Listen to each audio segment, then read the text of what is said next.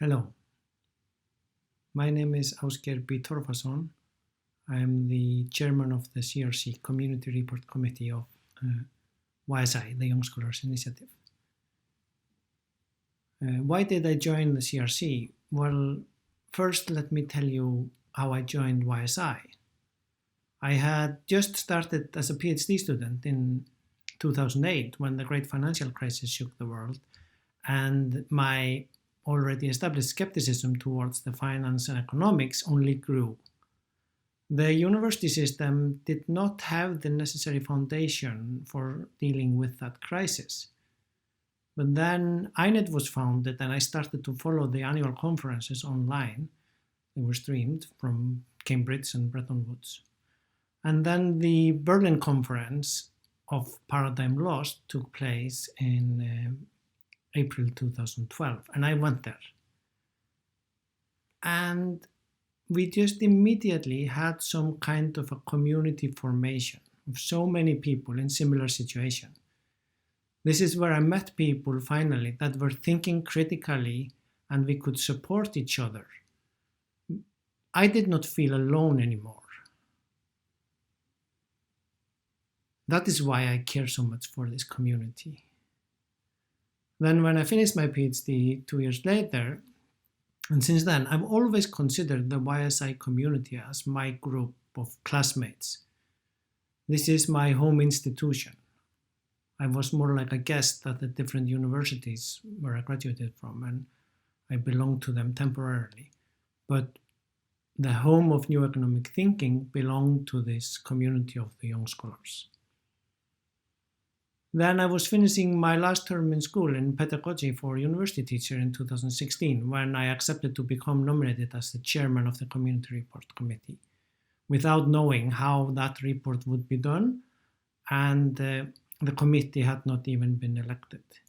So this was an exciting project with an unknown route, but I couldn't say no to Jay because I care so much for this community and I knew I would be helped along the way, thanks to all my friends on this journey.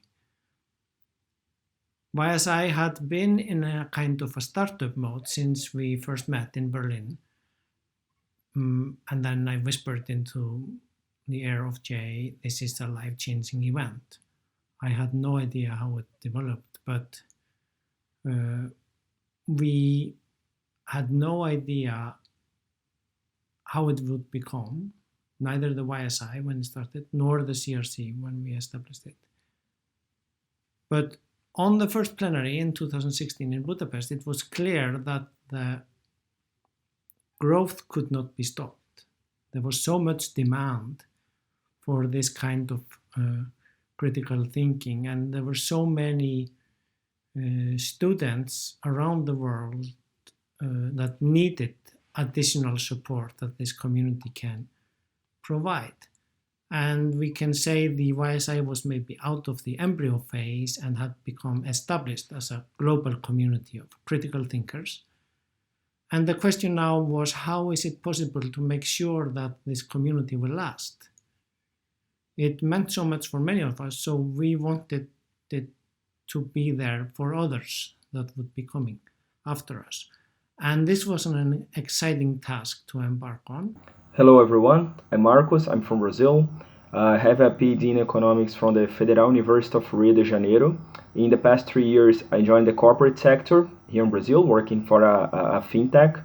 I'm a member of the YSI since the very beginning, 2012 to 2013. I was a founder and a coordinator of the Latin America Working Group, when in 2016 there was the opportunity to join the first cohort of the CRC.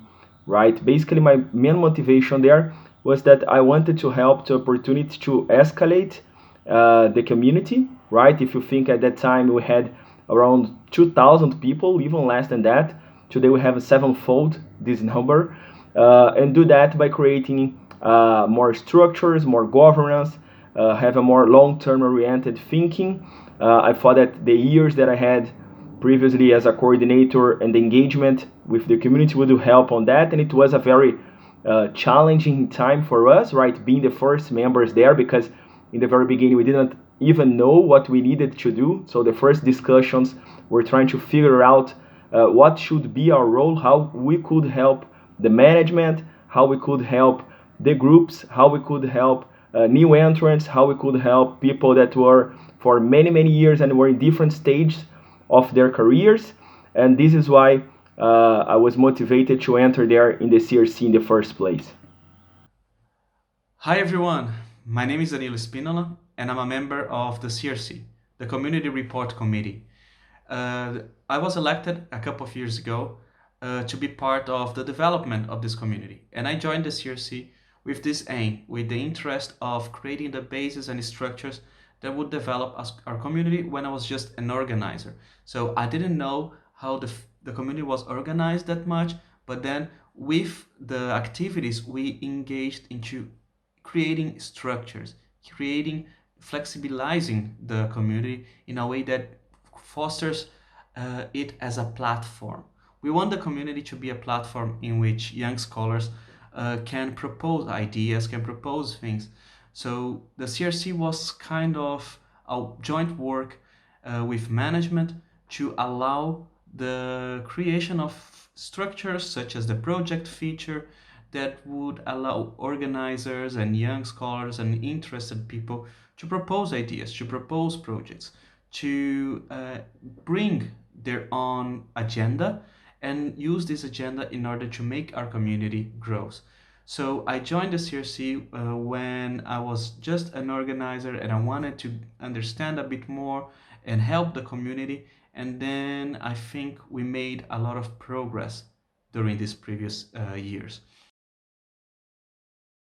And what did we do in the CRC for the YSI community? Well, that is what you can see in the State of the Community report, and I encourage you to read that. But after my fellow members in the committee had been elected in 2 rounds, we set out to find out kind of a common identity of the people in the community, and the identity people felt was uniting them.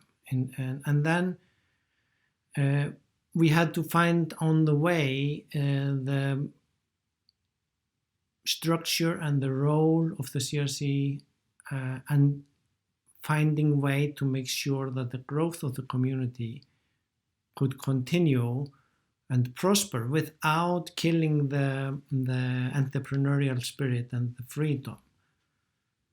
So it's a balancing act. We tried, it was not always easy. We established some outlines and operational procedures, and finally it resulted in the YSI Standard of Operations, with that, which I also encourage you to read. The idea was that this could be a common ground that we absolutely did not come up with ourselves, but we gathered it. We listened to the members of the community. We documented, we collected documents that already existed, and we had by that combined the shared experience, and we tried to find a balance that would both foster the freedom and creativity, along with having some organizational structure to deal with challenges on the way. And there were a lot of people from the community who helped on this journey, who provided input from the working groups, from organizers, from the task forces we put up, and individual members. All of them cared for the community and wanted it to grow. So now it's the time to leave and hand over to others to carry this forward after the 2020 plenary. But like we say in the farm where I grew up, you can take the boy out of the countryside, but you can never take the countryside out of the boy. And similarly, I feel now it's time to go into the real world, but YSI will never go out of my head or my heart. It's a true home base, the institution that is good to belong to, and the community that actually kept me alive during this difficult journey. Long story short, management and CRC embarked on a project and developed the YSI Standard of Operations. here you go. This standard of operations, a guideline really, for how to operate within YSI, how to operate working groups. It was developed in a series of town halls, surveys, interviews, and many conversations that each of us had with community members. The guideline now defines for the very first time in YSI history what a working group is, what projects are, what the roles and responsibilities in each working group are, and how decisions ought to be made in working groups. I invite you to take a look at the YSI Standard of Operations and to familiarize yourselves with it and to fill it with life as you engage with the community, with your working groups, and as you bring your ideas to the table and make them part of YSI. The Standard of Operations has been implemented for over a year now, and the first results show that it's been very successful. It's very well perceived and accepted in the community, and it's proven very helpful to have it as a resource. Now, it's important to note here that a governance structure is never perfect and it's never finished. It's never completed. So I invite you to be vigilant, to observe what can be improved, what can be reformed within the YSI Standard of Operations and within the community at large, and to come forward with your ideas at the right time.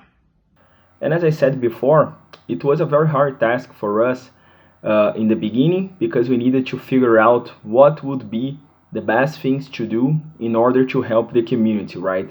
And I think that the CRC was able to help the entire community, especially because of three things. So first, by listening to the groups, the coordinators, the members, organizers, and so on. Second, by proposing paths, right? So proposing structures, ideas, trying to help the management in listening the community, giving voice for people that not all the time were able to talk with management, like being a buffer between the management and the whole community. And third, by overseeing the creation of these governance structures with the management team, right? If you see 2014, 15, ISI was growing. There were many people engaged there, but it was very difficult to give the next step. So one thing is to go from 1,000 people to 1,500 in the next year, or to 2,000 in the other year. If you see what we achieved in the last 3 or 4 years, increasing sevenfold, it would be necessary like a better governance, right? Better rules, like things that are like written in paper, as the lawyers can say that. I'm an economist, so I'm not very good with the laws. Fortunate for us in the CRC, we had people with very different backgrounds, right? Like showing a little bit like of what is the community today, like people from very different backgrounds, different formations, different regions, genders, and so on.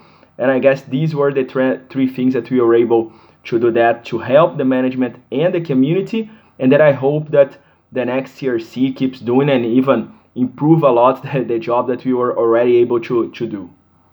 Before, the community was very small and the events were kind of handmade, was tailored for each individual project that we had. So when we inserted the structure, when we created the standard of operations, we kind of brought the idea that we need processes. So the people in the community feel like they understand the rules, understand what kind of freedom and responsibilities that we have, that we all have, in order to create this community and make it more plural, more inclusive, and that it works as a platform in which people brings ideas, people brings their own inputs and use it to develop not only their own agenda but also the community itself.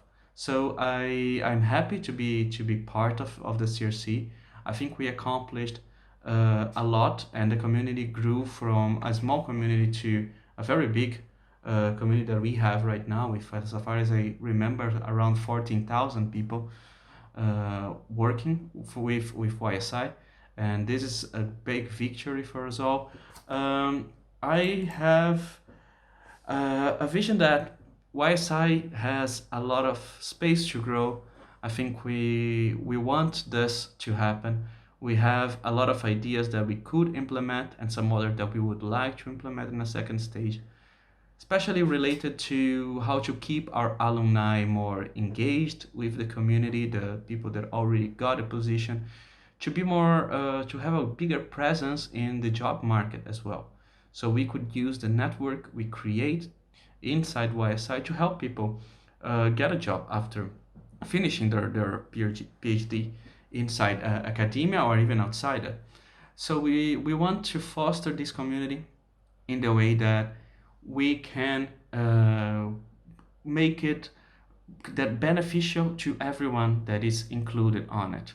So I think we have this agenda, and I myself particularly would like to continue uh, pushing forward this agenda to make the community more diverse, more inclusive, and more interesting for people that wants to internationalize their academic career, that want to have contact with top scholars, that want to develop research projects, that want to collaborate with other young scholars. We have a history of successful collaboration in academic terms from people that got engaged and met themselves in the community. So I think this is the kind of agenda that we need to push forward to be more inclusive, more diverse, and to have a higher engagement, and to get more people interested, and at the same time keep the people that already came,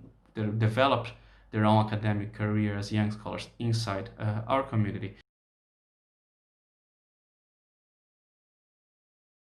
Final question then now. What is my vision for the future of YSI? Well, I think it's actually not for me to tell. It's for you, all the members, to decide on that. And if you wonder when, the answer to that question is now. I think the urgency has never been more than in the current crisis. And the question of who should create that vision, I think the answer to that should be you. But let me then give you some sailing guidance that I got from a great book by Elfström, a Danish sailing champion. And his advice is very simple. Keep your eyes open.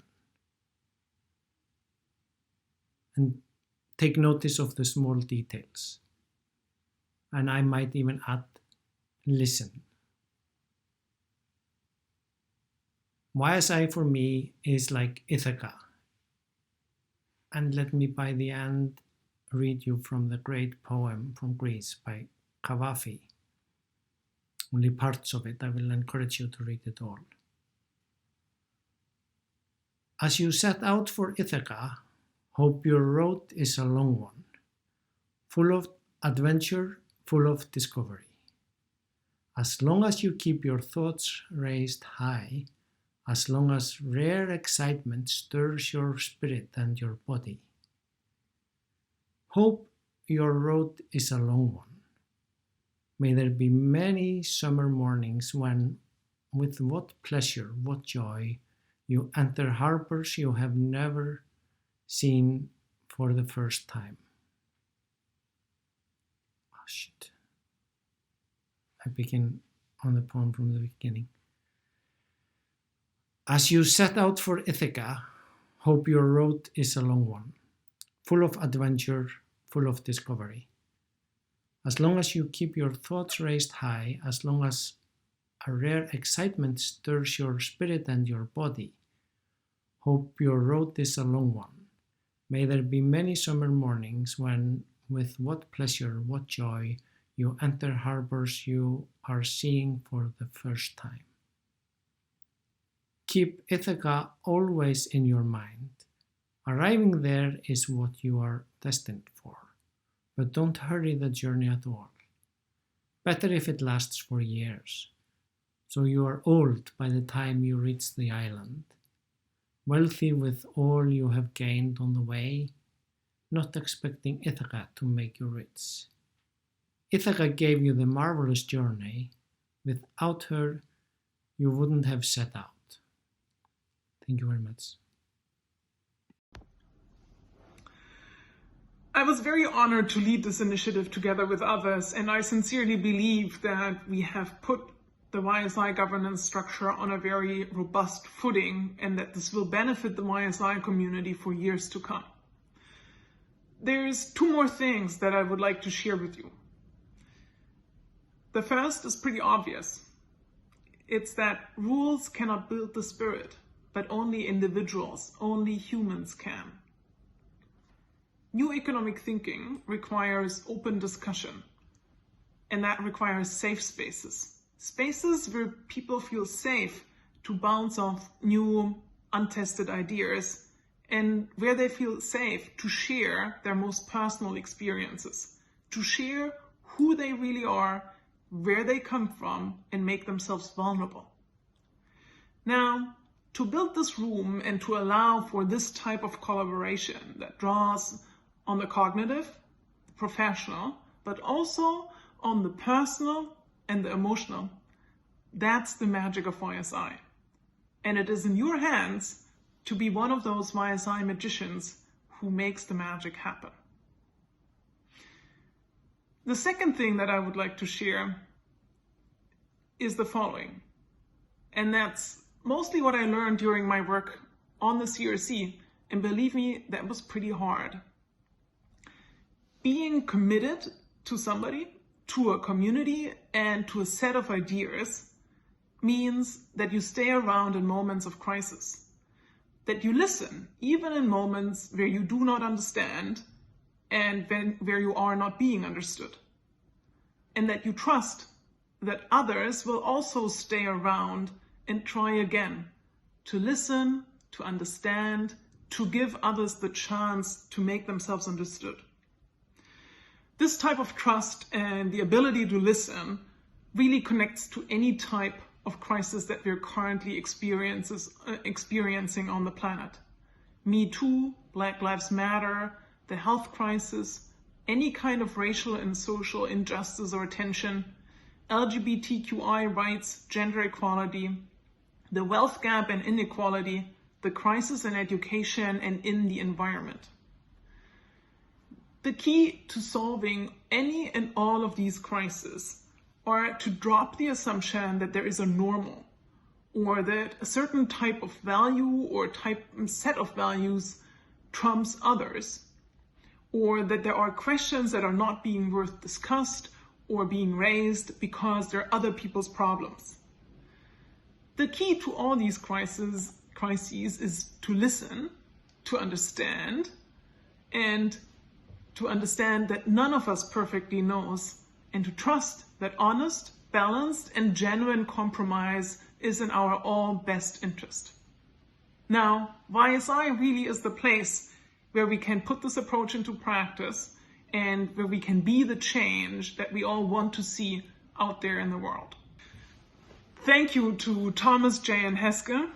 Thank you to my fellow CRC members. Thank you to INET for their continuing support. And thank you also to you all in the community for your trust and support over the last couple of years. I wish you all a wonderful experience at the YSI Plenary of 2020. Well, and lastly, my vision for the future of YSI basically relates to the current way that I see YSI, right, and where it's going for the short, medium term. There, it's basically YSI is a place to be because YSI is a platform, right? Everything happens in a platform. You can meet people there from all over the world with similar or even more interesting, with very different ideas and points of view that yours, right, from different areas. Even it's not only a discussion among the economists or among the lawyers, among the social scientists, the historians. It is a discussion among all the fields, trying to discuss matters that you think that you really want to understand better. That's why making questions is so important, right? Many times, like, to make the right question is even more important than have good answers there. You can foster professional and personal relationships there. There are countless number of cases of people that they started like academic partnerships. They wrote papers. They contribute to book chapters. They organized events with people that they met in YSI, and also personal relationships. Like we're never gonna walk alone, right? Like we don't do nothing alone in the life. So in the professional area or even in your personal sphere, that's basically a place that you can find very good people, be with them, learn with them, listen to them, right? It's not a place just to talk, it's a place to learn with people. And I hope that in the next years we're going to see again the community increasing sevenfold, tenfold, and so on. So thank you all. So I envision the future of YSI with a long horizon. INET was always very, very important for this. The INET always gave the whole support for YSI to and for us as CRC to propose and to advance with an inclusive agenda. So I'm very thankful to YSI and to INET for the opportunity of being a member of the CRC. Now that's going to be officially known as the advisory board, which is what the CRC has been working on recently. And I'll be happy to continue engaged and to have more people engaged and to still be able to listen to the problems of the community and try to solve those and address those. It's important to mention that the CRC is a body that kind of worked as an ear of the community. We're hearing what the community had to say and then use those inputs we had to create proposals, to improve the structures, to bring more to the community. So let me say thank you again. And well, that's all. Thank you guys. Bye bye.